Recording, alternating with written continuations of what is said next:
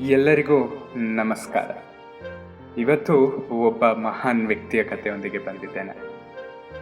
ಇವರು ಬೌದ್ಧ ಧರ್ಮದ ಸಂಸ್ಥಾಪಕ ಮಾತ್ರವಲ್ಲ, ಚತುರ್ಯಾಯ ಸತ್ಯಗಳಾದ ದುಃಖ, ದುಃಖದ ಹುಟ್ಟು, ದುಃಖದ ಅಡಗುವಿಕೆ ಮತ್ತು ದುಃಖ ನಿವಾರಣೆಗೆ ಒಯ್ಯುವ ಅಷ್ಟಾಂಗಿಕ ಮಾರ್ಗವನ್ನು ಕಂಡುಹಿಡಿದ ದಾರ್ಶನಿಕ. ಇವರು ಕಂಡುಹಿಡಿದ ಧ್ಯಾನ ಮಾರ್ಗವು ದುಃಖ ಮತ್ತು ಪಾಪ ಕರ್ಮಗಳಿಂದ ಮುಕ್ತವಾಗಲು ಸಹಾಯ ಮಾಡುತ್ತದೆ. ಇಡೀ ಜಗತ್ತಿಗೆ ಜ್ಞಾನದ ಹಿರಿಮೆಯನ್ನು ತುಂಬಲು ಜನಿಸಿದವರೇ ಗೌತಮ ಬುದ್ಧ. ಹೌದು, ಇವತ್ತು ಗೌತಮ ಬುದ್ಧನ ಒಂದು ಸನ್ನಿವೇಶವನ್ನ ನಿಮ್ಮ ಮುಂದೆ ಇಡ್ತಾ ಇದ್ದೇನೆ.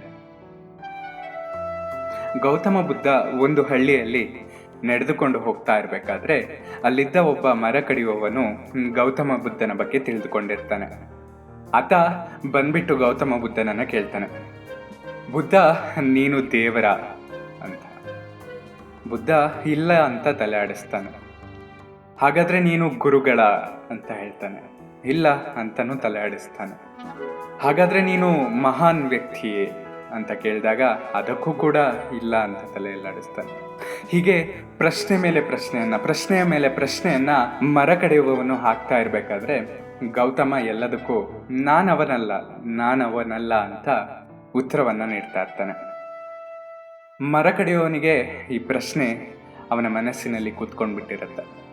ಆತ ಕೊನೆಗೆ ಕೇಳೇ ಬಿಡ್ತಾನೆ, ಇದ್ಯಾವುದು ನೀನಲ್ಲ ಅಂತ ಅಂದ್ರೆ ಗೌತಮ ಬುದ್ಧ ನೀನ್ ಯಾರು ಅಂತ ಕೇಳ್ತಾನೆ.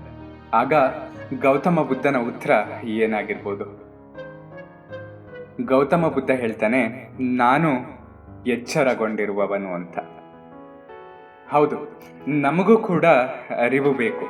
ಯಾಕಂದ್ರೆ ಭ್ರಮೆಯಿಂದ ಹೊರಗೆ ಬರೋಕೆ ಕೆಲವೊಮ್ಮೆ ನಾವು ಭ್ರಮೆಯಲ್ಲಿ ಇರ್ತೀವಿ. ಇಲ್ಲವಂದ್ರೆ ನಮ್ಮ ಜ್ಞಾನವು ಕೂಡ ಬೂದಿಯಲ್ಲಿ ಮುಚ್ಚಿರುವಂಥ ಕೆಂಡವಾಗಿರುತ್ತೆ. ಹಾಗಾಗಿ ನಾವು ನಮ್ಮನ್ನ ಎಚ್ಚರಗೊಳಿಸ್ಕೊಳ್ಬೇಕು. ನಂತರ ಎಲ್ಲದಕ್ಕೂ ಒಂದು ಪ್ರಶ್ನೆಯನ್ನು ಹಾಕಬೇಕು. ಅದು ಏನು ಸರಿ ಏನು ತಪ್ಪು ಎಂಬುದನ್ನು ಯೋಚಿಸಬೇಕು. ನಾವು ನಮ್ಮ ಜೀವನವನ್ನ ಎಚ್ಚರಗೊಳಿಸ್ಕೊಳ್ಬೇಕು.